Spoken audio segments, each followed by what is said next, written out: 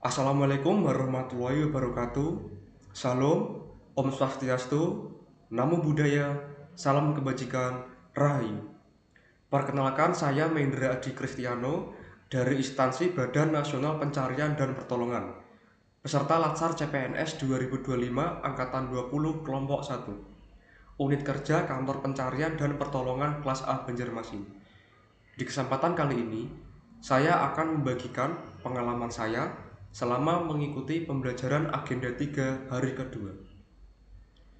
Yang pertama yaitu analisis isu ancaman digitalisasi pada instansi pemerintah yang berisi tentang kebocoran data ASN dan NPWP yang dipaparkan oleh kelompok KPP Denpasar.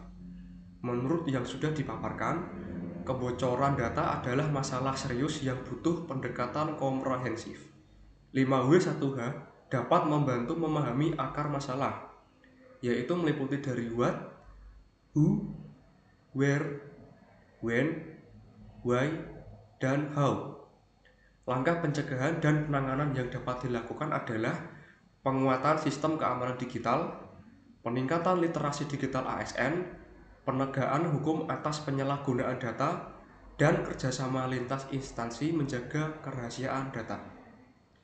Yang kedua adalah ASN terindikasi bermain judul yang diangkat oleh kelompok 1B. Kasus ASN yang terindikasi bermain judul adalah ancaman serius bagi digitalisasi pemerintahan karena dapat merusak kepercayaan publik dan menodai citra smart ASN. Dengan pendekatan 4 pilar literasi digital, ASN harus meningkatkan keterampilan digital untuk produktivitas, menjaga keamanan digital potensi penyalahgunaan, menegakkan etika digital sesuai kode etik ASN, dan membangun budaya digital yang mendukung transformasi pemerintahan bersih dan modern. Dengan maraknya kasus judul apalagi di lingkup ASN, tidak menutup kemungkinan menambah tindak kriminal, yaitu korupsi dan penyalahgunaan jabatan.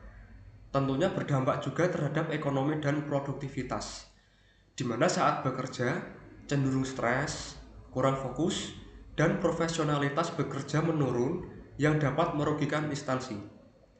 Berikutnya yaitu isu peduli lindungi yang sekarang berubah nama menjadi Satu Sehat Mobile. Isu ini diambil dari kelompok 1A. Pada Mei 2025, publik menemukan situs ini berubah tampilan menjadi situs judi online. Kasus ini bukan sekedar peretasan, tapi menunjukkan kelemahan serius dalam manajemen aset digital pemerintahan.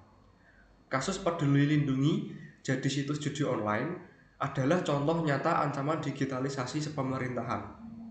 Smart ASN harus menjawab tantangan ini dengan memperkuat 4 pilar literasi digital.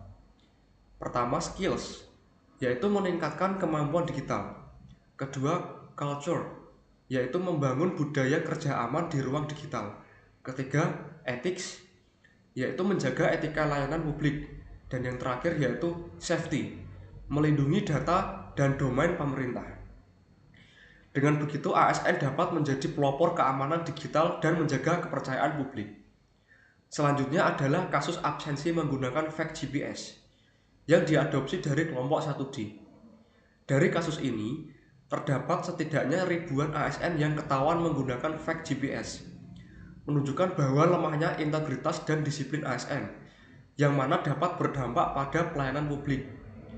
Dalam hal ini, pemerintah dapat mengevaluasi sistem absensi digital agar lebih aman.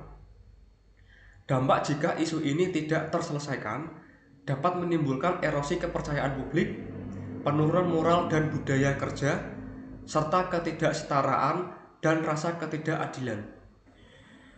Kasus yang marak ini dapat menjadi pembelajaran bagi CPNS, khususnya saya, untuk menjunjung nilai berakhlak, terutama integritas dan akuntabilitas.